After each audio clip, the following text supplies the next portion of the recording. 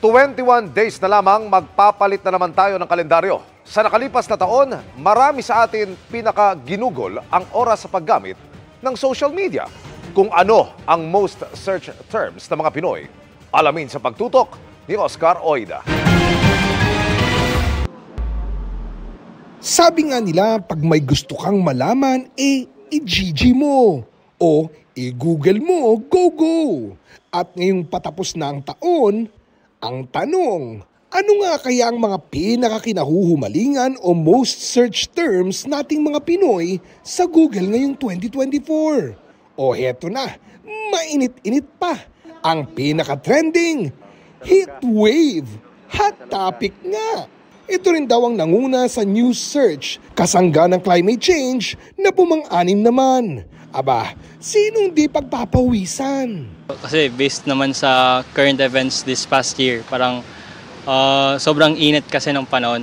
So, yung mga tao siguro, naghahanap sila ng like reasons or like mga bagay para pampalamig ba sa mainit na panahon. O heto, maski pawis-pawisan, hindi nagpahuli ang patambling-tambling na si Carlos Yulo.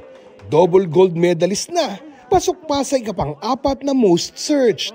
Pangatlo naman sa listahan ang Paris Olympics kung saan siya namayagpag. Bukod sa siya lang yung kauna-unahang Pilipino na naging two-time gold medalist.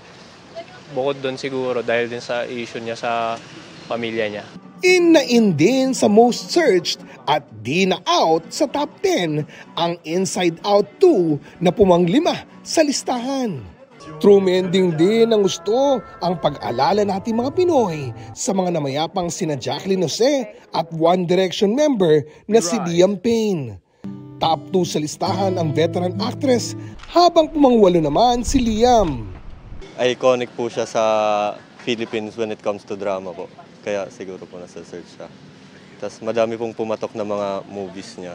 At sa tech-savvy nating bayan, mawawala ba naman sa trending ang mga AI-related searches tulad ng character AI na pumangpito at AI director at Gemini na lumanding naman sa pang-siyam at pang-sampu.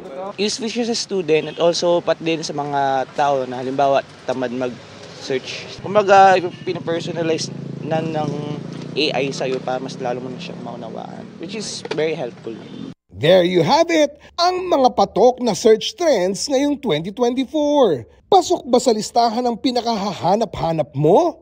Kung ikaw ang tatanungin. Pala Ibarra, ganon, yung sa kala Barbie po. Meme, knowing the Filipinos now.